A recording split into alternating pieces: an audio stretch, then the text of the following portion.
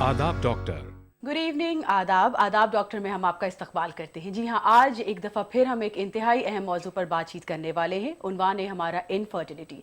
हमारे साथ आज एक दफ़ा फिर मौजूद हैं डॉक्टर सरिता। तशरीफ़ लाई हैं ये डॉक्टर चैतन्या क्योर क्लिनिक से, और आज एक दफ़ा फिर हम इसी मौजू पर डॉक्टर सरिता से बातचीत करेंगे। साथ ही साथ आपके सवाल भी प्रोग्राम में शामिल किए जाएंगे। अगर आपके पास कोई भी सवाल है इनफर्टिलिटी के हवाले से, डॉक्टर साहिबा से आप पूछना चाहते हैं, हल जानना चाहते हैं, तो हमें आप कॉल कर सकते हैं। नंबर्स हैं हमारे 0402331380 और 040233131820। हमारे साथ मौजूद है doctor Sarita live in the studio. खुशामदीद डॉक्टर, गुड इवनिंग, कैसी हैं आप? डॉक्टर सरिता, आज प्रोग्राम का आगाज करेंगे सबसे पहले सवाल के साथ। आपसे हम जानना चाहते हैं गैमीट इंटरफेलोपियन ट्रांसफर क्या होता है? थोड़ा सा हमें तफसील से बताएं कि ये क्या चीज़ होती है। जी, यही जो गैमेट इंटरफेलोपियन ट्रांसफर यानी नॉर्मली जो आईयूआई या आईवीएफ के जरिए, आईयूआई में क्या होगा, ये स्पर्म्स लेके, यानी जिन लोग को नॉर्मली प्रेगनेंसी जो लोगों को नहीं आ रही है, उन लोग में नहीं आने के लिए शायद कुछ भी वजह हो सकती है, लेकिन फिर भी वो कॉजेस को ट्रीट ना करे बिना सिलेक्टेड स्पर्म्स लेके फीमेल यूट्रस में इंजेक्ट करना, या फीमेल्स एग्स लेके मेल से 20 स्पर्म्स लेके बाहर फर्टिलाइज करके फिर गैमेट को फिर यूट्रस में इंजेक्ट करना, this are the alternate methods for the pregnancies. यानी नेचुरल प्रेगनेंसी नहीं आने, जिन लोगों में नहीं आ रहे, उन लोगों में ये ऑल्टरनेट मेथड से, यानी artificial inseminations of the pregnancies. Doctor, आप इस आर्टिफिशियल इंसेमिनेशन को क्या रेकमेंड करती हैं? डेफिनेटली नॉट, बिकॉज होम्योपैथी एक ऐसा प्रोसीजर है, यानी जो हमारा जो डॉक्टर चैतन्या क्योर क्लिनिक में ये है कि प्रेगनेंसी नहीं आने के जो भी वजह हो सकती है, शायद वो मेल्स की तरफ से हो या शायद फीमेल की तरफ से हो, दोनों तरफ से भी कोई भी कॉजेस हो, उस कॉजेस को क्लियर करके प्रेगनेंसी नहीं आने के लिए जो भी ऑब्स्टेकल्स है, उस ऑब्स्टेकल्स को क्लियर करने का मेथड होम्योपैथिक प्रोसीजर्स में है। यानी मे बी प्रेगनेंसी नहीं आने के वजह फीमेल्स की तरफ से साइकिल्स इरेगुलरिटी हो सकती है। साइकिल्स इरेगुलर होने की वजह क्या है? Hormonal imbalances. हार्मोनल इम्बैलेंसेस उनमें क्यों है? ओवेरियन एनहांसमेंट ठीक से नहीं हो रहा है, तो हार्मोनल इम्बैलेंस है। तो ओवेरियन एनहांसमेंट क्यों नहीं हो रहे, उस कंडीशंस को हम लोग होम्योपैथी मेडिसिन के जरिए क्लियर करते हैं। जब वो कंडीशंस क्लियर हो जाएगी, normal levels of the hormones हो जाएगा, यानी फीमेल्स के तरफ से प्रेगनेंसी आने के लिए पूरा नॉर्मल कंडीशंस हो सकती है। वैसे ही मेल्स में भी कम काउंट होने का क्या वजह है, उस वजह को हम लोग क्लियर करते हैं, तो फिर क्यों नॉर्मल काउंट हो जाएगी। बेहतर हम और तफसील से इसके नुकसान जानेंगे। डॉक्टर साहिबा, इजाजत हो तो हम कॉल ले लेते हैं, प्रोग्राम में शामिल करते हैं अपने पहले हम कॉल को। गुड इवनिंग, आदाब डॉक्टर। गुड इवनिंग, आदाब डॉक्टर। हेलो हेलो, अस्सलाम वालेकुम। कौन है जी? आपका नाम क्या है? मैं दिल्ली से परवीन बोल रही हूँ। परवीन हमारे साथ है दिल्ली से। परवीन, क्या सवाल है आपका? जी, मेरा सवाल ये है कि मेरा ट्यूब बंद हो चुका है। मैंने 3 बार आईवीएफ करवा चुका है जी। तो यही डॉक्टर से पूछना है कि क्या वो खुल सकता है, क्या मैं माँ बन सकती हूँ? बेहतर। परवीन, अपनी उम्र बताएं हमें। मेरी उम्र 27 साल है। 28 साल आपकी उम्र है। परवीन, आपके मेंसेस रेगुलर हैं? हाँ। बेहतर। शादी को कितना अरसा हुआ है? मेरे शादी को 12 साल हो गया है। जरूर परवीन, डॉक्टर आपकी मदद करेंगी। मैम, कुछ पूछना चाहेंगी सर? पहले मुझे टीबी हुई थी। अच्छा, टीबी कहाँ का हुआ था मैडम आपको? जी, टीबी कहाँ का हुआ था? यूट्रस का हुआ था या लंग का हुआ था? कहाँ का टीबी हुआ था? टीबी मुझे खांसी की वजह से हुआ था। इसमें था जो जब मैं चेकअप करवाया था ना, तो उसमें नहीं था टीबी। अच्छा, तो 3 बार आपने आईवीएफ करवाए थे? जी, मैंने 3 बार आईवीएफ करवा चुका हूँ। जी, ठीक है। परवीन, बहुत शुक्रिया आपका। मैम ने आपका सवाल सुना है और पूरी कोशिश करती है जवाब देने की। बहुत बहुत शुक्रिया आपको। जी मैम, इनको टीबी भी हुआ है, इनकी 28 साल है, 12 साल हो चुके हैं शादी को, और ट्यूब से ब्लॉकेज ब्लॉक है जी। यानी जनरली ट्यूबल ब्लॉक होने का मेन रीजंस होती है ट्यूबरकुलर इन्फेक्शंस। तो ट्यूबरकुलर इन्फेक्शंस को अगर इंटरनली ब्लड में से इनका जो भी डोमिनेंट कंडीशंस में जो भी इन्फेक्टिव कॉजेस है, अगर वो कॉजेस को होम्योपैथी ट्रीटमेंट के जरिए क्लियर जब कर देंगे, तो ट्यूब्स भी ऑटोमेटिकली क्लियर हो जाएगा। इन लोग ने क्या किया, भले एंटी ट्यूबरकुलर ट्रीटमेंट लिए होंगे ट्यूबरकुलर इन्फेक्शंस के लिए, लेकिन फिर भी वो इन्फेक्शंस वैसे ही डोमिनेंट स्टेट में बॉडी में रह जाएगी और ट्यूब्स बंद तो है। लेकिन आईवीएफ में क्या करते हैं, एग्स लेके और स्पर्म्स लेके बाहर फर्टिलाइज करके वो फर्टिलाइज्ड हुआ एम्ब्रियो को यूट्रस में एम्बिट करने का कोशिश करते, लेकिन further development of that embryo also need, वो बॉडी कंडीशंस ही तो सपोर्ट करना चाहिए। तो बॉडी में जब इन्फेक्शन है, जब बॉडी में पॉजिटिव फैक्टर्स है, तो कहाँ का other further development of the foetus भी हेल्दी से नहीं होगा। तो इसके लिए इनको 3 बार जाने के बावजूद भी वो IVF अनसक्सेसफुल हुआ था। लेकिन होम्योपैथी ट्रीटमेंट के जरिए इनका इंटरनल कॉज क्लियर करने के बाद वो ट्यूब्स भी ऑटोमेटिकली विदाउट एनी सर्जरीज वो खुल जाएगी। जब ट्यूब्स खुल जाएगा तो प्रेगनेंसी नेचुरल आने का कोई दिक्कत ही नहीं होगा। तो नेचुरल प्रेगनेंसी आने के लिए इस टाइप ऑफ केसेस के लिए मोर देन 80% तक हमारे क्लिनिक्स में एश्योरेंस है। बेहतर। मैम, हमने IVF के बारे में भी सुना और गैमेट इंटरफेलोपियन ट्रांसफर के बारे में हम बातचीत कर रहे थे। थोड़ा सा इसके हमें आप नुकसानात बताइए। हमारे साथ कॉलर आ चुके हैं, हम इसको जानेंगे। कॉलर को हम पहले शामिल करते हैं। Good evening. आदाब डॉक्टर। आदाब डॉक्टर। Good evening. मैं मैम बॉम्बे से खुशी बोल रही हूँ। खुशी, अपना सवाल पूछिए। मेरा ना 4 साल शादी को हो गई। 2 साल पहले मतलब मिसकैरेज हो गया। वो नॉर्मली आया था, ट्रीटमेंट मैंने नहीं दिया था उसका।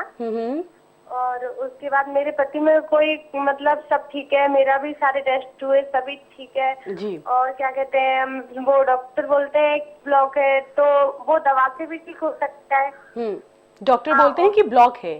जी बिल्कुल। नहीं, ऐसा बोलते हैं कि इसीलिए नहीं हो पा रहा, मतलब कि सब नॉर्मल है फिर भी नहीं हो पा रहा, तो हो सकता है, वो लोग ऐसा बोल रहे हैं। तो मैंने बोला, आपका प्रोग्राम देखने के बाद मैंने बोला कि जो ब्लैक है वो है तो हम लोग दवा से भी ठीक कर सकते हैं ना? जरूर, बिल्कुल। डॉक्टर सरिता जरूर आपकी मदद करेंगी। ब्लॉकेज मैम मेरी बात सुनो। उसके बाद ना अभी 2-1.5 साल हो गई मुझे ट्रीटमेंट लेते लेते। क्या उसके बाद अंडे वंडे सब बन रहे हैं। उसके बाद उन लोगों ने वो क्या कहते हैं जो धातु रखना होता है ना, उसका बोला है, मुझसे सलाह दी है कि मतलब ऐसा करने से जल्दी हो जाएगा ऐसा करके। तो मैं मैम से ये पूछना चाह रही थी, अगर मैं ये कराऊं तो मेरे लिए या मतलब आगे के लिए ठीक होगा कि नहीं होगा, ये मुझे कराना चाहिए? जरूर जरूर, डॉक्टर आपको बताएंगी, आपकी मदद करेंगी। खुशी, हमें अपनी उम्र बताइए आप। मेरी 24 साल है। खुशी, मेंसेस आपके रेगुलर हैं? हाँ, 2-4 दिन आगे पीछे होते हैं, वैसे ठीक करते हैं। मैम कुछ मुझे ना मैम ये पूछना था, मैंने ये बोला था कि मतलब डॉक्टर से कि मतलब ये अब जब हार्मोन डिसबैलेंस हो जाते हैं तो वो बोल रहा है ऐसा कुछ नहीं है, वो होने से भी आ जाती है प्रेगनेंसी, ऐसा बोल रहा है। जी जी। एक बात है मैडम, आपका मेन तकलीफ क्या है? आपने ट्यूब्स का कुछ टेस्ट करवाए थे क्या? HSG बोल के या कोई एक्सरे निकलवाए? का टेस्ट नहीं करवाया क्योंकि डॉक्टर ऐसा बोल रहे हैं कि मतलब नहीं हो रहा तो हो सकता है, उन्हें ऐसा उसमें भी कुछ प्रॉब्लम है, ये हो सकता है। और बिना कोई दवाई आपका माहवारी सब कुछ ठीक ही होता है क्या? हाँ, सब ठीक होता है मेरा। कभी कभी 4-5 दिन आगे पीछे हो जाता है, अभी 2 बार से आगे पीछे हो रहा है, 5-6 दिन। अच्छा। और आपका हस्बैंड का कुछ टेस्ट करवाया आप, सेमेन काउंट का? हाँ, उनका सब नॉर्मल है, सब ठीक है। अच्छा, बस एक ही ट्यूब का ही टेस्ट आपने नहीं करवाया, तो उन लोग लैप्रोस्कोपी आपको दूरबीन के जरिए करवाने के लिए बोल रहे कि मैं करवा लूं, मेरे लिए ठीक होगा। और फिर उससे मैंने पूछा कैसे होगा, तो उसने बोला कि थोड़ा सा सीजर करना पड़ेगा। जी। खुशी, डॉक्टर ने आपको सवाल सुना है और जरूर आपकी मदद करती हैं। बहुत शुक्रिया, आपने हमें कॉल किया। जी मैम, खुशी की आपने पूरी प्रॉब्लम सुनी, क्या कहेंगी? जी देखिए, इनके तरफ से देखा गया तो इनके रेगुलर साइकिल्स तो है और मेल के तरफ से कौन भी नॉर्मल है। फिर एक ऑब्स्टेकल है कि जो सब कुछ जब ठीक है तो प्रेगनेंसी क्यों नहीं आ रही? तो one of the cause tubes में कुछ प्रॉब्लम हो सकती है क्या? तो ट्यूब्स में प्रॉब्लम है या नहीं है जाने के लिए लैप्रोस्कोपी जाने का कोई जरूरत नहीं है ना, that is a surgical procedure, उसके लिए जाने का कोई जरूरत नहीं है। HSG is a normal X-ray which can be done, यानी उसके जरिए आपका ट्यूब्स खुला है या ब्लॉक है वो उसके जरिए आपको पता चलेगी मैडम। वो टेस्ट तो आपको जरूर एक बार करवाना होगा, वो करवा लीजिए। अगर उसमें भी आपको कुछ प्रॉब्लम निकले या प्रॉब्लम नहीं भी निकले तो आपका जो भी कंडीशंस इंटरनली है उस कंडीशंस को क्लियर करे तो आपको नेचुरल प्रेगनेंसी आने का चांसेस हो सकती है। हमारे क्लिनिक्स में इस टाइप ऑफ केसेस के लिए मोर देन 80% तक एश्योरेंस भी है। हो सके तो एक बार आप वो टेस्ट करवा के तो भी आके मिलने का कोशिश कीजिए, वरना पुराना रिपोर्ट्स लेके पहले एक बार आके मिलने का कोशिश कीजिए। बेहतर। मैम, इन जनरल हमें बताइए, अगर मरीजों को या फिर खवातीनों को फेलोपियन ट्यूब में ब्लॉकेज की प्रॉब्लम है तो आप क्या सलाह देंगी? आप लैप्रोस्कोपी नहीं उन्हें सजेस्ट करेंगी? अगर लैप्रोस्कोपी नहीं तो क्या, कैसे उनका ट्रीटमेंट हो सकता? जी देखिए, जब ट्यूब्स ब्लॉक है यानी कुछ ना कुछ कंडीशंस की वजह से वहाँ का ट्यूब्स में ब्लॉक हुआ है, यानी वहाँ पे पर्सिस्टेंट ट्यूबरकुलर इन्फेक्शंस हो या अदर इन्फेक्शंस हो या बॉडी में ब्लड में उनका वो इन्फेक्शंस रहने की वजह से जहाँ पर बॉडी में सेंसिटिविटी होगा वहाँ पर उसका अटैक तो जरूर होगी, वो तो नॉर्मली है। तो लैप्रोस्कोपी के जरिए क्या करते हैं, जनरली वो जो भी एक्सटर्नल ब्लॉक दिख रहे हैं ट्यूब्स में वो बस क्लियर करने का कोशिश करते हैं, लेकिन एक्सटर्नली क्लियर करने के बावजूद भी इंटरनल कॉज वैसे ही रहने की वजह से फिर रीअपियरेंस ऑफ द ब्लॉक हो सकती है डेफिनेटली। लेकिन होम्योपैथी ट्रीटमेंट ये सजेस्ट या ये सपोर्ट करते हैं कि इंटरनल कॉज जब मेडिसिन के जरिए जब क्लियर कर सकते हैं तो सर्जरी का जाने का कोई मतलब ही नहीं है। और सर्जरी का के लिए अगर गए तो भी फिर ब्लॉक हो सकती है। जब internal cause he completely clear हो जाएगा, एक बार ब्लॉक खुल भी जाने के बाद फिर ब्लॉक होने का चांसेस तो बिल्कुल नहीं होते। ओके, इजाजत हो मैम, तो हम एक और कॉल ले लेते हैं। गुड इवनिंग, आदाब डॉक्टर। हेलो जी, खुश आमदीद, क्या नाम है आपका? हेलो, सबिया कानपुर से बोल रहे हैं जी। सबिया, खुश आमदीद, क्या सवाल है आपका? जी ऐसे हमको डॉक्टर पूछना था कि मेरे पीरियड्स में से अगला कुछ महीनों से मतलब बहुत ज़्यादा 4-5 दिन तो गैस हो जाता है, इसकी वजह से थायराइड की प्रॉब्लम भी हो जाती है सर, और वेट भी बढ़ रहा है। और बड़ी बेटी हुई थी तो आज से करीब 12 साल पहले, तो उसमें मतलब मेरा पीरियड है तो उसमें कभी कभी मतलब इसकी वजह से कहीं से कोई प्रॉब्लम तो नहीं हो गई है, पता नहीं, मतलब है कि बच्चे मेरे हैं। जी आपका क्या हो रहा है मैडम, डेट्स बढ़ते ही जा रहा है क्या? हेलो सबिया, जी हमारे साथ हैं आप। सबिया, आपने अपनी मेंसेस की क्या प्रॉब्लम बताई है? अपना थोड़ा सा सवाल दोहराएं और मैम सुन रही हैं। पीरियड गड़बड़ हुआ था सर, 5-6 दिन का गैस मतलब पहले हो जाता है, कभी कभी बाद में। अच्छा। उसकी वजह थायराइड प्रॉब्लम भी रहती है जी, अच्छा अच्छा। जी, थायराइड प्रॉब्लम रहती है। और मतलब बड़ी बेटी हुई थी तो उसका ऑपरेशन से हुई थी करीब 12-13 साल पहले जी। तो मतलब उसमें कोई उसकी वजह से कोई ऐसी परेशानी तो नहीं हो गई। बाकी तो 3 है जी मेरे।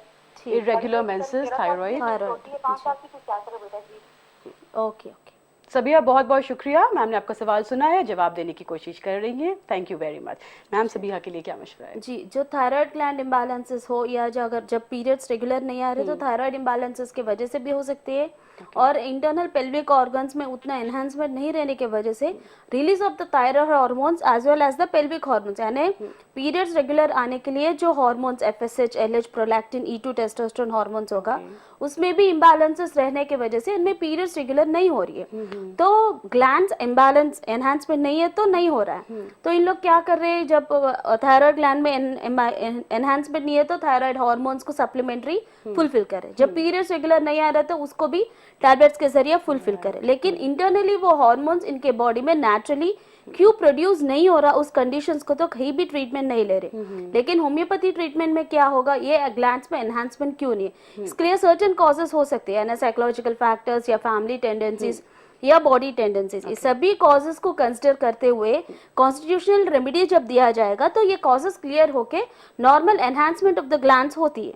जब normal enhancement of the glands होगा तब नॉर्मल रिलीज या इधर थायराइड हार्मोन्स भी normal release without any medications होता है, और ये पेल्विक ऑर्गन्स का भी जो पीरियड्स होने के लिए जो हार्मोन्स होता है वो भी नॉर्मल रिलीज होके रेगुलर साइकिल्स होता है। जब रेगुलर साइकिल्स होगी तब हेल्दी ओव्यूलेशन भी होगा, तब प्रेगनेंसी भी नेचुरली हेल्दी हो सकती है। बिल्कुल। नाज़रीन, हमारे साथ आप हैं, प्रोग्राम आदाब डॉक्टर यहाँ पर हम आपके लिए पेश कर रहे हैं। हमारे साथ मौजूद हैं डॉक्टर सरिता, तशरीफ लाएंगे डॉक्टर चैतन्या क्योर क्लिनिक से। बातचीत हम कर रहे हैं मौजू इनफर्टिलिटी पर, साथ ही साथ आपके कॉल्स भी प्रोग्राम में शामिल करते चल रहे हैं। अपने सवाल के जरिए हमें आप कॉल कर सकते हैं, डॉक्टर से पूछ सकते हैं। नंबर्स हैं हमारे 04023313380 और 04023313820। प्रोग्राम को हम आगे बढ़ाते शामिल करते हैं लाइव कॉल। गुड इवनिंग, आदाब डॉक्टर। सी है, हमारी उम्र 27 ईयर्स है। आपका नाम क्या है जी? जुलेखा शीरी। जुलेखा, जुलेखा जी। जुलेखा, कहाँ से हैं आप? महाराष्ट्र से। जुलेखा, क्या सवाल है आपका? हमारा सवाल है कि हमारे को एक्टोपिक प्रेगनेंसी है, हमारा राइट ट्यूब ब्लॉक है, हमारे को और डॉक्टर ने राय दे रहे कि हमारे पास अंडे जिस साइड ट्यूब है ना उस साइड में अंडे नहीं बन रहे बोल रहे। तो हमारे पास जहाँ ट्यूब है वहाँ पे अंडे नहीं बन रहे, जहाँ नहीं है वहाँ पे बन रहे। तो हम कौन सा लेना बोल के है। ओके, डॉक्टर बोले IVF कर लियो बोल रहे, और हम चाह रहे हमको आयु से हो तो देर से होगा बोल रहे डॉक्टर। जुलेखा, आपकी आवाज थोड़ी आहिस्ता हो रही है जी। आपकी प्रॉब्लम डॉक्टर ने सुनी है, अपनी एज बताएं। एज 27 है और बच्चे नहीं हुए, शादी को 5 साल हुए। ओके, मेंसेस आपके रेगुलर हैं? नहीं, गोली खाए तो होता। ठीक है जुलेखा मैम, कुछ पूछना चाहेंगी फर्दर? जी ये जो एक्टोपिक प्रेगनेंसी आपको कहाँ का हुआ था? राइट का ही हुआ था क्या, जहाँ पर ट्यूब ब्लॉक है? हाँ, राइट का हुआ था। तो आपको ट्यूब कुछ निकाल दिया गया या क्या हुआ लेफ्ट का था? हुआ था, राइट में अंडे बन रही शायद। जहाँ पे ट्यूब है वहाँ पे अंडे नहीं है बोल रही मैडम। हाँ, यानी आपको जब एक्टोपिक प्रेगनेंसी आई थी तब वो ट्यूब को निकाल दिया गया था क्या? हाँ, वो ट्यूब को निकाल दिया गया। आपको ये माहवारी कब से रेगुलर नहीं हो रहा है? 4-5 साल से। यानी ये जो एक्टोपिक प्रेगनेंसी आई थी आपको ये दवाई के जरिए या नेचुरली आया था? नेचुरली नहीं था, जब भी दवाई के जरिए ही था। ओके ओके, ठीक है। जुलेखा बहुत शुक्रिया आपने कॉल किया, मैम आपके सवाल का जवाब दे रही है। Thank you so much. जी मैम। यानी इनको एक बार जो एक्टोपिक प्रेगनेंसी है ना, यूट्रस में जो फर्टिलाइज्ड हुआ एम्ब्रियो है वो यूट्रस में एम्बीड नहीं होगा, other part of the uterus यानी फैलोपियन ट्यूब्स में उसका एम्बिडेशन होने की वजह से वो ट्यूब रप्चर होके या ट्यूब को क्लियर निकाल दिया गया। यानी अभी इनको एक ही ट्यूब है। यानी नॉर्मली नेचुरली इनको प्रेगनेंसी जो नहीं आने का जो भी कॉज है उस कॉज को क्लियर जब कर दिया गया तो ये हार्मोन लेवल्स भी नॉर्मल हो जाएगा और ये एक्टोपिक टेंडेंसीज भी होने का मेनली ट्यूबरकुलर टेंडेंसीज और इन्फेक्टिव कॉजेस रहने के वजह से ही एक्टोपिक प्रेगनेंसीज होती है। तब ये ट्यूबरकुलर टेंडेंसीज और इन्फेक्शंस को इनके तरफ से अगर क्लियर कर दिया गया तो ये हार्मोन लेवल्स भी नॉर्मल हो जाएगा और एक ट्यूब जो भी हेल्दी है उसी तरफ से हेल्दी ओव्यूलेशन होके हेल्दी प्रेगनेंसी होने का भी चांसेस हो सकती है। यानी होम्योपैथी ट्रीटमेंट के लिए आपके प्रॉब्लम के लिए जरूर ट्रीटमेंट है मैडम। हो सके तो एक बार आपका पूरा पुराना रिपोर्ट लेके आके मिलने का कोशिश कीजिए। बेहतर, ये सलाह सुलेखा जी के लिए था जिन्होंने हमें महाराष्ट्र से कॉल किया था। प्रोग्राम को हम आगे बढ़ाते हैं, एक और कॉल को शामिल करते हैं। गुड इवनिंग आदाब डॉक्टर। अस्सलाम वालेकुम। हेलो। गुड इवनिंग जी। हाँ, गुड इवनिंग मैम। मैम मैं ग्वालियर से बोल रही हूँ, मेरा नाम ममता है। जी ममता, खुश आमदीद। क्या सवाल है आपका? मैम एक्चुअली मेरी शादी को 12 ईयर हो गए हैं, 12 साल हो गए हैं और अभी तक मेरे बेबी नहीं है। और मैम मेरी प्रॉब्लम है, मेरे एग नहीं बनते हैं। वो छोटे छोटे कुछ बनते हैं लेकिन वो जो बड़ा होता है वो नहीं हो पाता है। इंजेक्शन द्वारा मेरा बड़ा तो हो जाता है लेकिन फिर भी पता नहीं क्या प्रॉब्लम है, कंसीव नहीं कर पाती हूँ। बेहतर। ममता आपकी उम्र क्या है? मैम 28। शादी को कितने साल हो गए? 12 आपने बताया। और आपके मेंसेस नॉर्मल है, रेगुलर है? मैम मेरे मेंसेस थोड़े नीचे हो जाते हैं, 15-15 दिन तक ऊपर होते रहते हैं। हाँ, और मैम ये ऐसा भी होता है क्या, जैसे मेरी मम्मी भी है, मेरी मम्मी की जो मम्मी थी वो भी सब मतलब फैमिली में सब ऐसे ही होता था सबको मेंसेस? थोड़ा फैमिली ऐसा होता है क्या कुछ? बेहतर। मैम ममता से कुछ और पूछना चाहेंगे? यानी बिना कोई दवाई आपका माहवारी तो ठीक से ही हो रहा है लेकिन आपको एग नहीं बन रहा है क्या? जी जी मैम, एग नहीं बनता है मुझे, छोटे छोटे बनते हैं। वही पीसीओडी होता है। ओके, अच्छा ठीक है। शुक्रिया ममता, जरूर मैम आपकी मदद करेंगी। Thank you so much for the call. जी इनका ये सवाल था कि पीरियड्स तो बिल्कुल रेगुलर हो रहा है लेकिन ओव्यूलेशन ठीक से नहीं हो रहा है।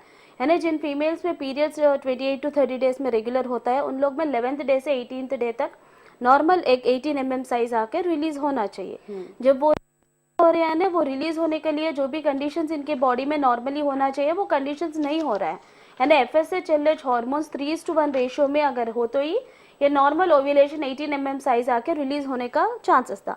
इनका ये भी सवाल था कि इनका पेरेंट्स या ग्रैंड पेरेंट्स को भी यही कंप्लेंट था। तो डेफिनेटली इनका जो फैमिली टेंडेंसी से जो फैमिली बैकग्राउंड है वो बैकग्राउंड भी इनके कंडीशंस को इन्फ्लुएंस करने का चांसेस हो सकती है। तो होम्योपैथी ट्रीटमेंट में यही एडवांटेज है कि फैमिली टेंडेंसीज को भी कंसिडर करते हुए इनको ट्रीटमेंट देना होगा। यानी फैमिली टेंडेंसीज से कैरी ओवर जो भी कॉजेटिव फैक्टर्स है उस कॉजेटिव फैक्टर्स को भी क्लियर करने का कैपेसिटी होम्योपैथी मेडिसिन में हो सकती है। तो इनका होम्योपैथी ट्रीटमेंट के जरिए जो भी प्रॉब्लम एग रिलीजिंग में हो रहा है वो प्रॉब्लम क्लियर होकर नॉर्मल एग होके हेल्दी प्रेगनेंसी होने का चांसेस बिल्कुल आपके तरफ से हो सकती है मैडम। हो सके तो एक बार आप हमारे क्लिनिक्स में आके मिलने का कोशिश कीजिए। ओके, बेहतर। एक और कॉल हम शामिल कर रहे हैं। गुड इवनिंग आदाब डॉक्टर। जी नमस्ते डॉक्टर। नमस्ते, खुश आमदीद। क्या नाम है आपका? जी मेरा नाम सुधा है। सुधा, कहाँ से सुधा? इटावा। खुश आमदीद। सुधा, क्या सवाल है आपका? मैडम मुझे प्रेगनेंसी नहीं ठहर रही है, थायराइड है मुझे, 4 साल हो गए। थायराइड का इलाज मेरा चल रहा है, होम्योपैथी से चल रहा है, मैं आयोडीन ले रही हूँ। जी मैडम, मेरा मंथली चढ़ के होती थी लेकिन इस बार 1 हफ्ते पहले ही हो गई थी जी। 9 नवंबर को हुई थी जी। अभी हो गया 20 तारीख हो गया है मैडम। मैंने चेक किया मैडम, कोई रिजल्ट नहीं आ रहा है इसमें, नेगेटिव आ रही है जी। थायराइड भी नॉर्मल है मेरा। अच्छा, थायराइड अब आपका नॉर्मल है? जी मैडम। बेहतर। सुधा, आपकी उम्र क्या है? मेरी उम्र है 28 साल। 28 साल है। और मेंसेस रेगुलर नहीं है? जी नहीं। बेहतर। मैम, क्या आप पूछना चाहेंगी फर्दर? यानी ये जो मेंसेस आपका रेगुलर कब से नहीं हो रहा है? मैडम मैं वो 4-5 साल हो गए मैडम। 5, यानी जब से आपको थायराइड हुआ था तब से ही नहीं हो रहा है क्या? जी जी मैडम। थायराइड के लिए आप होम्योपैथी दवाई यूज कर रहे हो क्या? जी जी। अच्छा, ठीक है।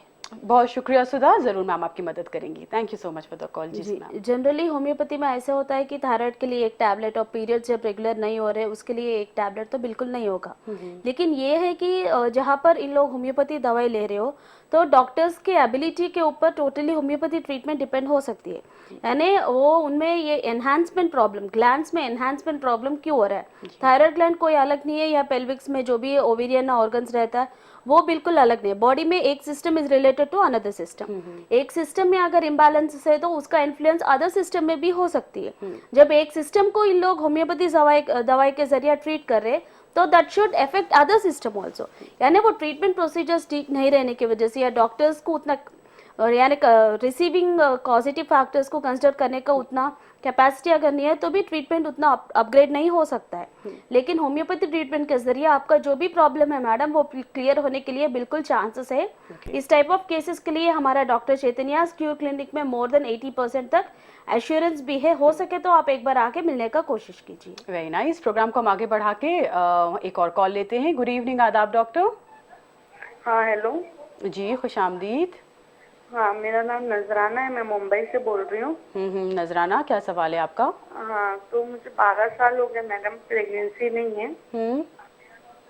जी नजराना। तो मैंने इलाज भी किया है लेकिन वो इलाज में अभी मैंने एक जगह दिखाया, वैसे तो सब नॉर्मल है, हस्बैंड का भी मेरा भी। और मैंने इलाज भी किया तो कुछ भी मुझे नहीं हुआ। और अभी मैंने जस्ट अभी 1 महीना हुआ है, मैंने टेस्ट कराया तो वो मुझे बोलते हैं क्या अंदर की पोजीशन तो बहुत अच्छी है और अंडे भी तैयार होते हैं लेकिन अंडे टाइम पे फूटते नहीं है। तो वो मुझे बोलती है क्या टेस्ट टू बेबी कराओ। और अभी मेरी एज 25 है। 25 साल आपकी उम्र है।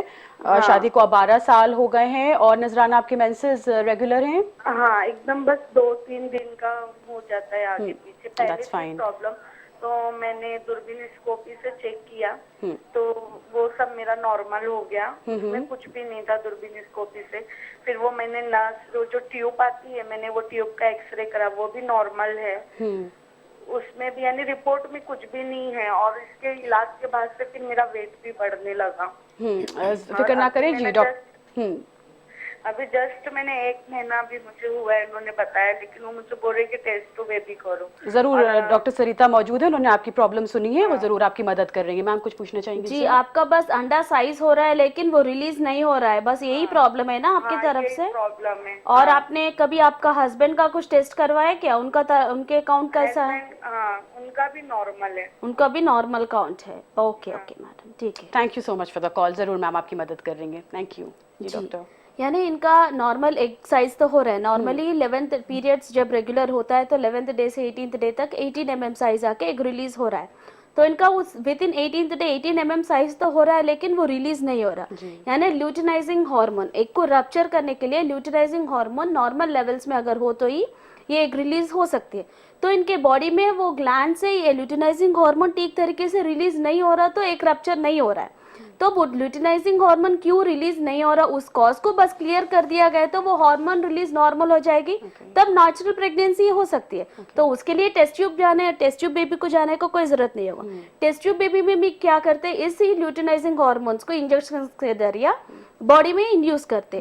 तब एग रप्चर होगा, उस एग्स को पिकअप करके और स्पर्म्स को लेके बाहर फर्टिलाइज करके अंदर बॉडी में इंड्यूस करते। लेकिन ये ल्यूटिनाइजिंग हार्मोन नॉर्मल रिलीज क्यों नहीं हो रहा, वो ग्लैंड्स एनहांसमेंट क्यों नहीं है, वो कंडीशंस तो क्लियर नहीं होगा।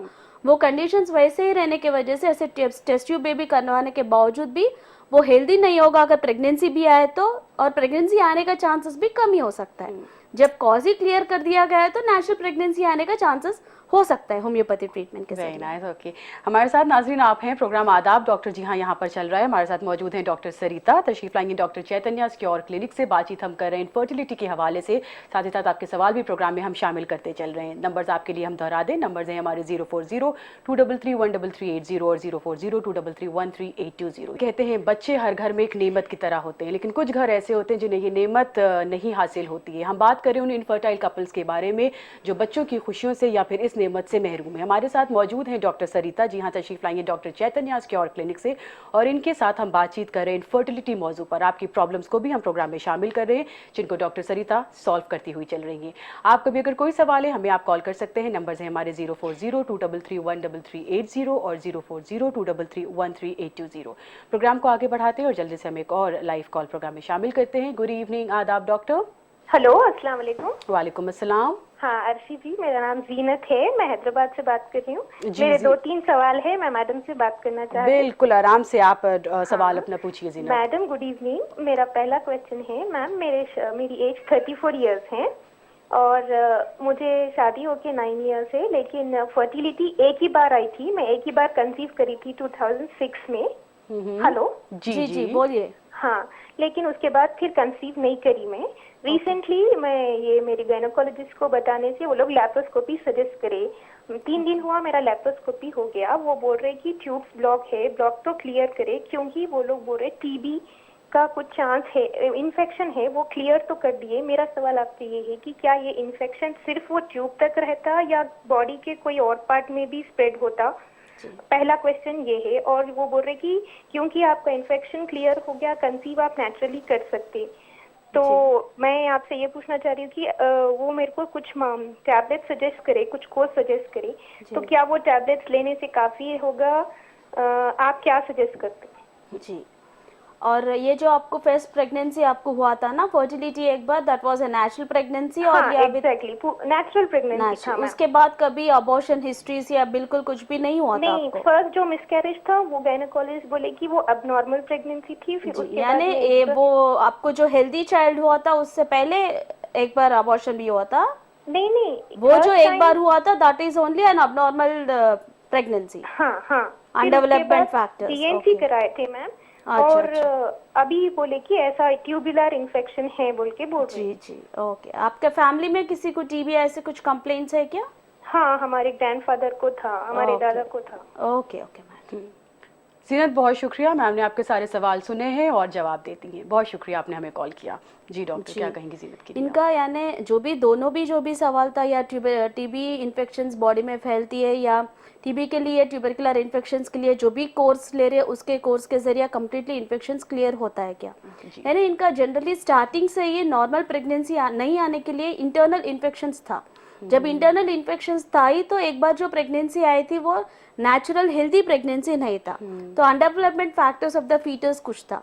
तो जब वो कंडीशंस हुआ था, अगर उसी लेवल्स में वो इन्फेक्शंस को अगर क्लियर कर दिया गया तो अभी शायद ही ये ट्यूबल ब्लॉक्स हो सकती थी या शायद ही ये ट्यूबरकुलर इन्फेक्शंस होता था। तो वो इंटरनल इन्फेक्शन स्टार्टिंग से जब अंडरलाइन कॉजेस में जो बढ़ते ही जा रहे, उस कॉजेस को अगर क्लियर कर दिया गया तो ही इनका हेल्दी ट्यूब्स हो सकता है, नेक्स्ट हेल्दी प्रेगनेंसी होने का चांसेस हो सकता है।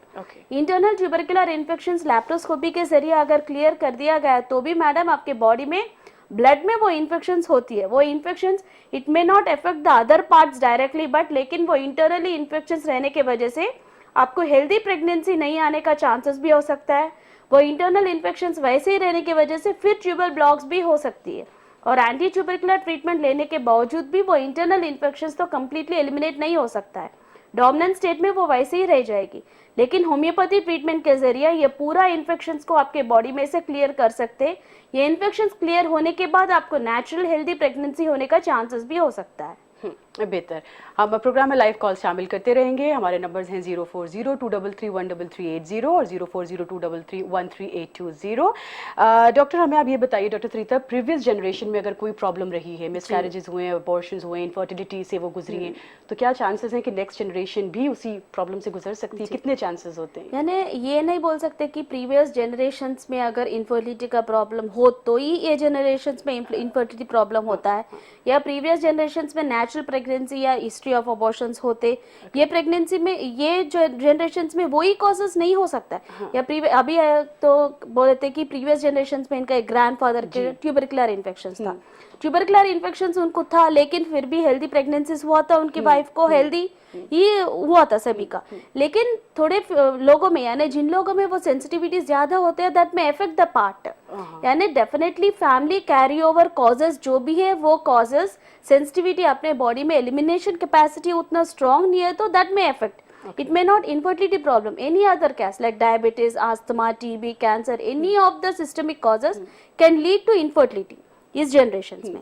तो होम्योपैथी का यही कैपेसिटी है कि फैमिली टेंडेंसीज को कंसिडर करते हुए, उनका बॉडी टेंडेंसीज को कंसिडर करते हुए, साइकोलॉजिकल फैक्टर्स को भी कंसिडर करते हुए ओवरऑल कॉन्स्टिट्यूशनल रेमेडी दिया जाएगा।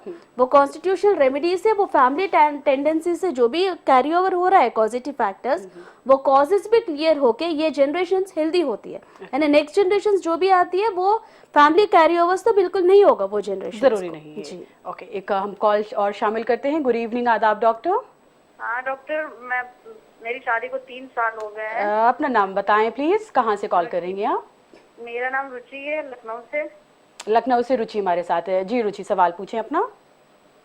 जी, मेरी शादी को 3 साल हो गए हैं, अभी तक कोई बच्चे नहीं है। और मेरे हस्बैंड का टेस्ट मैंने कराया, उनका काउंट 10 है।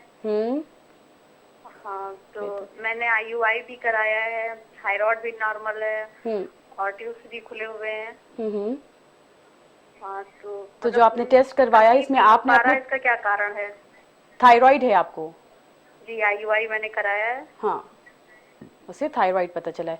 मैम क्या मैम ये बता दीजिए कि मतलब मेरे हस्बैंड का 10 काउंट से तो उससे प्रेगनेंसी होने के चांसेस हैं? जी जी, आपका हस्बैंड का एज अपना अभी कितना है मैडम? 10। उम्र क्या है आप? उम्र कितना है? 27। उनको और कुछ कंप्लेंट्स है क्या, डायबिटीज या ऐसे कुछ कंप्लेंट्स है? नहीं, डायबिटीज नहीं है। नहीं, उनको भी कोई प्रॉब्लम नहीं है, बस यही है उनका काउंट कम है। ठीक है। डॉक्टर IUI मैंने कराया है। जी जी, फिर भी कंसीव नहीं हो रहा, इसका क्या कारण है? जरूर मैम आपकी मदद करती है। बहुत शुक्रिया आपने कॉल किया। जी मैम, स्पर्म एनालिसिस इन्होंने करवाया अपने हस्बैंड का। उनका 10 ही काउंट है, यानी नॉर्मली मेल्स की तरफ से हेल्दी प्रेगनेंसी आने के लिए 60 millions count with 50% active motility without any infections रहना जरूरी है। जब 10 मिलियंस ही काउंट है, यानी 60 रहने के बदले में 10 मिलियंस जब है तो कंपल्सरी डेफिनेटली कुछ ना कुछ कॉज तो है, यानी 60 से 10 जब काउंट हो रही है तो एनहांसमेंट ठीक नहीं है, या इन्फेक्शंस होने की वजह से वो काउंट डिक्रीज हो रहा होगा, या उनका साइकोलॉजिकल फैक्टर्स या फैमिली टेंडेंसीज की वजह से उनमें काउंट डिक्रीज हो रहा है। तो आप लोग ने क्या किया, IUI तो करवाया, लेकिन यानी वो ही 10 मिलियन से सिलेक्टेड स्पर्म्स लेके आप आर्टिफिशियली इंसेमिनेट करने का कोशिश करें। लेकिन भले 10 मिलियंस हो, जब 60 मिलियंस रहने के बदले में जब 10 मिलियंस है, वो कॉजेस तो वो 10 मिलियंस में भी होता है ना, वो कॉजेस वैसे ही रहने की वजह से जब आप IUI भी करवाए तो वो सक्सेस नहीं हुआ। लेकिन होम्योपैथी ट्रीटमेंट में ऐसे होता है कि जो इनमें काउंट डिक्रीज होने का क्या कॉजेस है, उस कॉज को हम लोग मेडिसिन के जरिए क्लियर करते। वो कॉज क्लियर होने के बाद उनका नॉर्मल काउंट हो जाएगी, तब हेल्दी प्रेगनेंसी है ना, विदाउट एनी IUI या IVF नेचुरल हेल्दी प्रेगनेंसी होने का चांसेस हो सकता है।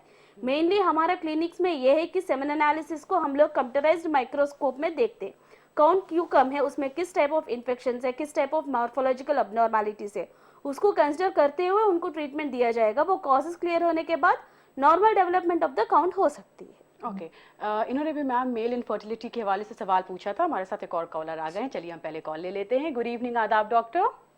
हाँ, ये मैं झारखंड से रांची से बोल रही हूँ। अस्सलाम वालेकुम। वालेकुम सलाम। ये मेरा यही प्रॉब्लम, मेरी 3 साल शादी को हो गई, अभी तक प्रेगनेंसी नहीं थी। आपने अपना नाम क्या बताया? इफ्तारा। इफ्तारा जी, सवाल पूछिए अपना। और मेरी 3 साल शादी को हो गई है, अभी तक मेरी प्रेगनेंसी नहीं ठहरी है, और मेरा एक यानी राइट साइड का ट्यूब ब्लॉक है, और मेरे हस्बैंड का यानी डायबिटीज है, जिसकी वजह से ये क्या प्रॉब्लम है, जिसके अब तक यानी मुझे प्रेगनेंसी नहीं ठहरी है, उसका जरा मुझे ये बताइए। और ये बताइए कि चैतन्या क्लिनिक क्या झारखंड रांची में है, जो मैं वहाँ जाके यानी इलाज करा सकूँ? जरूर डॉक्टर आपको बताएंगे तफसील से जो आपने सवाल पूछे हैं। आप हमें बता दीजिए आपकी उम्र क्या है? जी, आपकी एज क्या है? 38। ओके, और मेंसेस आपके रेगुलर हैं? हाँ, होते हैं, रेगुलरली होते हैं, लेकिन यानी ये मेंस में ये है कि फर्स्ट दिन जो है ना थोड़ा कम, और दूसरे दिन क्या है कि वो थोड़ा ज्यादा होता है, फिर तीसरे दिन बंद हो जाता है, और बिफोर मैं 1 हफ्ता पहले ही हो जाती थी। बेहतर। मैम क्या इनसे फर्दर पूछना चाहेंगी? जी, आपका एक राइट ट्यूब ब्लॉक है, आप बता रहे थे ना मैडम, ये ट्यूब ब्लॉक होने की वजह क्या थी? मिस्ड अबॉर्शंस कुछ हुआ था क्या आपको? नहीं, बिल्कुल कुछ नहीं हुआ था। अनमैरिड जब थी उस टाइम में मेरी यानी टीबी निकला था। कहाँ का निकला था टीबी? जी, यूट्रस का ही निकला था या कहाँ का निकला था? वो यानी ये लेफ्ट साइड से यानी न्यूट्रिस में टीबी निकला था। वो 9 महीना मैं दवा खाई थी, डॉक्टर बताए कि ठीक है, लेडी डॉक्टर से मैं इलाज कराई थी, तो वो यानी ये हुआ था। ठीक है, ठीक है, बहुत शुक्रिया फतारा, आपने हमें कॉल किया है। मैम जरूर आपके सवाल का जवाब देती हैं। Thank you for the call. जी, यानी बचपन में कभी कुछ टीबी का इन्फेक्शन हुआ था, तब एंटी ट्यूबरकुलर ट्रीटमेंट भी 9 महीने के लिए थे, लेकिन अभी जब प्यूबर्टी एज या जब मैरिटल लाइफ एजेस में जब टेस्ट किया गया तो एक ट्यूब ब्लॉक निकला, यानी ट्यूबरकुलर टेंडेंसीज रहने की वजह से ही वो ट्यूब्स ब्लॉक होती है। यानी एंटी ट्यूबरकुलर ट्रीटमेंट लेने के बावजूद भी वो इंटरनल इन्फेक्शन वैसे ही डोमिनेंट स्टेट में रहने की वजह से ट्यूबल ब्लॉक्स होता है। तो इनमें होम्योपैथी ट्रीटमेंट के जरिए इंटरनल इन्फेक्शंस को क्लियर हो सकता है। यानी इंटरनल इन्फेक्शंस जब क्लियर हो जाएगी तो ऑटोमेटिकली ये राइट ट्यूब जो भी ब्लॉक है वो भी क्लियर हो जाएगा, हेल्दी ओव्यूलेशन होकर हेल्दी प्रेगनेंसी होने का चांसेस हो सकते हैं। और इनके हस्बैंड की तरफ से भी भले काउंट नॉर्मल है, लेकिन डायबिटीज रहने की वजह से भी हेल्दीनेस ऑफ द स्पर्म भी डिक्रीज हो सकती है। तो इनके हस्बैंड को भी होम्योपैथी ट्रीटमेंट का ज़रूरत है मैडम। और ये बात है कि झारखंड में तो फिलहाल हमारा कोई क्लिनिक्स नहीं है। आप drchaitanyas.com का वेबसाइट अगर आप खोलोगे तो उसमें आपको ऑनलाइन ट्रीटमेंट का ऑप्शन मिलेगी, उसके जरिए आप हम लोग का ट्रीटमेंट ले सकते हो। प्रोग्राम को आगे बढ़ाते हैं और एक कॉल शामिल करते हैं, सुनते हैं इनका क्या सवाल है। गुड इवनिंग, आदाब doctor. Good evening. Good evening. खुश आमदीद। क्या नाम है आपका? जी, मेरा नाम सनिया हसन है। सनिया जी। सनिया कहाँ से है आप? मैं भोपाल से बोल रही हूँ। जी वेलकम। क्या सवाल है आपका? मेरा ये था कि मतलब मेरी सारी रिपोर्ट्स नॉर्मल है। मैंने ट्यूब की और ईगा वाली, ओवरी, बाकी मेरी सब कुछ सही है, और हार्मोन्स भी मेरे सही है, थायराइड भी नहीं है मुझे, और मेरे हस्बैंड का स्पर्म काउंट 53 है। फिर भी कंसीव नहीं कर पाते और कुछ भी प्रॉब्लम नहीं है। बस यही कि क्या प्रॉब्लम है, किस वजह से नहीं हो पा रहा। जी, क्या उम्र है आपकी? मेरी 32 है। और कितना अरसा हो गया शादी को? 6 साल हो गए मुझे। ओके, हमें आप बताएंगे आपके मेंसेस रेगुलर हैं? हाँ जी, एक आध दिन आगे पीछे हो जाता है। Okay, they are regular, that means बेहतर। मैम क्या फर्दर पूछना चाहेंगी इनसे? जी, आपका हस्बैंड का कितने बार आपने टेस्ट करवाए थे मैडम? 53 मिलियन जब आया था, एक ही बार करवाए या बहुत बार करवाए थे आपने? नहीं, मैंने 2 बार करवाया, दोनों बार सही आया। डॉक्टर ने कहा कि आपके हस्बैंड की सीमेंस की जांच सही है। जी, मोटिलिटी सब कुछ ठीक है क्या उनके तरफ से भी? जी। विदाउट एनी मेडिकेशंस आपका भी माहवारी ठीक से हो रहा है और एग रिलीजिंग भी ठीक से ही हो रहा है? हाँ, मुझे मेडिसिन नहीं लेना पड़ती, टाइम टू टाइम मेरा हो जाता है। ट्यूब्स का कुछ टेस्ट करवाए क्या आपने? हाँ, ट्यूब मेरी दोनों ओपन है। नॉर्मली है। ओके मैडम, बहुत शुक्रिया आपने कॉल किया, थैंक यू वेरी मच। जी, मोस्टली ये है कि जब सब कुछ ठीक है तो प्रेगनेंसी नहीं आने का मेन रीज़न होता है कि उतना हेल्दीनेस, यानी एक की तरफ से फीमेल्स के एक की तरफ से उतना हेल्दी कंडीशंस जो फर्टिलाइजेशंस होने के लिए, और मेल के तरफ से भी उस स्पर्म में उतना हेल्दी कंडीशंस नहीं रहने की वजह से नॉर्मल हेल्दी फर्टिलाइजेशंस नहीं हो रहा है। मेनली प्रॉबेबली ये हो सकता है कि इनका नॉर्मली 60 मिलियंस रहना चाहिए अकाउंट, जब 53 मिलियंस है तो थोड़ा बहुत इन्फेक्शंस रहने की वजह से हेल्दीनेस ऑफ द स्पर्म्स नहीं है तो प्रेगनेंसी नहीं आ रहे। तो दोनों तरफ से भी वो अनहेल्दी कंडीशंस को अगर क्लियर कर दिया गया तो जो भी एग आ रही है, जो भी स्पर्म है वो हेल्दी हो सकती है, तो नेचुरल हेल्दी प्रेगनेंसी होने का चांसेस होगा। मेनली इस टाइप ऑफ केसेस में ये बैकग्राउंड हिस्ट्रीज में स्ट्रॉन्ग सिफिलिटिक कॉजेस हो या टॉर्चटेन जैसे जो वायरल इन्फेक्शंस, जो हर्बस सिम्प्लेक्स या साइटोमेगाला, टॉक्सोप्लाज्मा, रूबेला इन्फेक्शंस जो भी बोलते हैं, वो इन्फेक्शंस बॉडी में रहने के वजह से भी उतना हेल्दीनेस नहीं होता है जो नॉर्मल फर्टिलाइजेशन हो सकता है। तो इन्फेक्शंस को एलिमिनेट अगर बॉडी से क्लियर कर दिया गया तो ही वो हेल्दी फर्टिलाइजेशन हो सकता है। तो इस इन्फेक्शन को कंसिडर करके होम्योपैथी में ज़रूर ट्रीटमेंट है मैडम। इस कॉजेज़ को आपके तरफ से कंसिडर देखने के बाद, ये कॉजेज़ क्लियर होने के बाद आपको हेल्दी नेचुरल प्रेगनेंसीज होने का चांसेस हो सकती है। मेनली इस टाइप ऑफ केसेस के लिए हम लोग हमारे क्लिनिक्स में इन्फेक्शंस को क्लियर करने के बाद नॉर्मल हेल्दी प्रेगनेंसीज आए और केसेस मोर देन 80% तक है। हो सके तो आप एक बार drchaitanyas.com का वेबसाइट भी खोल के देख सकते हो। बेहतर, हम एक और कॉलर की तरफ बढ़ रहे हैं, लाइव कॉल शामिल करते हैं। गुड इवनिंग आदाब doctor. Good evening. Good evening, क्या नाम है आपका? मैं रश्मि बोल के बात कर रही हूँ बैंगलोर से। जी रश्मि, सवाल पूछें अपना। मेरा शादी होके 3 साल हो गया है और अभी बच्चे नहीं हुए। मेरे हस्बैंड को recently he is 33 and he is suffering from diabetes and recently मैं चेक करवाई हूँ और मुझे TSH जो है 7.41 आया है और मेरा हस्बैंड का स्पर्म काउंट है कि 87 मिलियन। जी जी। सो मुझे बच्चे सख्त जरूरत है अब, तो इसलिए can I conceive in future और इज देयर एनी प्रॉब्लम? बेहतर Rashmi, can you please let me know about your menses, are they regular? Menses are regular. All right. And I'll be suffering from HB deficiency, like anemic हूँ मैं। Yes, you mentioned that. जी ma'am, further क्या पूछेंगी इससे? आपके husband का semen analysis कितना है? आप 87 million. Okay, but he is suffering from diabetes. Yeah. और you are suffering from anaemic conditions. Anemic and recently my thyroid TSH is 7.41. Okay, आपने सप्लीमेंट्स कुछ स्टार्ट करे क्या थायराइड इनसफिशिएंसी के लिए? हाँ, वो थायरोनॉर्म आपने स्टार्ट करे थे। ओके, और 25 mg का mcg का। Okay, thank you so much for the call Rashmi. Ma'am ज़रूर आपकी मदद करेंगी। जी डॉक्टर, ये अपना थायराइड बताती हैं, अपने पार्टनर का डायबिटीज़ बताती हैं, क्या यानी जो फीमेल के तरफ से जो थायराइड कंप्लेंट है, थायराइड कंप्लेंट क्यों हो रहा है? यानी वो थायराइड ग्लैंड में एनहांसमेंट नहीं रहने की वजह से वो थायराइड हार्मोन्स नॉर्मल रिलीज नहीं हो रहा है। तो जब वो लेवल्स इंक्रीज होते जा रहे हैं, उसको सप्रेस करने के लिए बाहर से वो थायराइड हार्मोन को सप्लीमेंट कर रहे हैं। तो वो अगर कर दिया गया तो नॉर्मल में यानी जो एनहांसमेंट नहीं है वो कंडीशंस तो क्लियर नहीं होगा ना। वो कंडीशंस वैसे ही रहने की वजह से it influencing on other part of the body also. यानी बॉडी में थायराइड कोई अलग पार्ट नहीं है या बॉडी में पेल्विक ऑर्गन्स कोई अलग पार्ट नहीं है। एक सिस्टम में अगर डिफिशियंसी है तो दैट में effect in other systems also. यानी थायराइड इम्बैलेंसेस रहने के वजह से भी वो हेल्दीनेस ऑफ द एग आप में नहीं हो रहा, तो आपको प्रेगनेंसी नहीं हो रही। इस एनहांसमेंट क्यों नहीं है, उस कंडीशंस को होम्योपैथी ट्रीटमेंट के जरिए ज़रूर क्लियर कर सकते। और रही बात इनका हस्बैंड के लिए, यानी डायबिटीज़ के लिए जो भी सप्लीमेंट दवाई लेने के बावजूद भी वो डायबिटीज़ में मेनली क्या होता है, इन्फेक्शंस बढ़ने का चांसेस और नर्वस वीकनेस होने का चांसेस हो सकते हैं। उस कंडीशंस को भी एनहांस होम्योपैथी ट्रीटमेंट के जरिए हो सकता है, तब हेल्दी स्पर्म्स भी होगा और नेचुरल हेल्दी प्रेगनेंसी भी होने का चांसेस हो सकता है। जी जी। प्रोग्राम को हम आगे बढ़ा के एक और कॉलर की तरफ बढ़ते हैं। गुड इवनिंग आदाब doctor. Good evening. Good evening. जी जी जी, खुश आमदीद। क्या नाम है आपका? जी, मेरा नाम राधिका है, मैं दिल्ली से बोल रही हूँ। राधिका मैम, मुझे ये पूछना था कि मेरी एक बेटी है 3 साल की। उसकी मतलब 7-8 महीने होने के बाद मैंने मल्टीडोज लगवा लिया था। अब क्या है कि मुझे जो पीरियड होते हैं वो चेंज होती रहती है, डेट आगे बढ़ती रहती है। कभी 2 तारीख को हो रहे तो अब 15 को होंगे, कभी 30 को हो रहे हैं। और दूसरा क्या, मेरा पेट बढ़ता जा रहा है और कुछ दिनों से मुझे चक्कर भी आते हैं, फिर बहुत बुरी तरह से घूमने लगता है, ऐसा मन भी खराब होता है। राधिका, आपकी उम्र क्या है? जी, मेरी 27 साल। 27 साल आपकी उम्र है। जी, मेंसेस अपने नहीं रेगुलर ये बता रही हैं। जी डॉक्टर जी, आपका प्रॉब्लम क्या है? मेंसेस रेगुलर नहीं हो रहा या आपने फैमिली प्लानिंग के लिए कॉपर्टी लगवाए थे?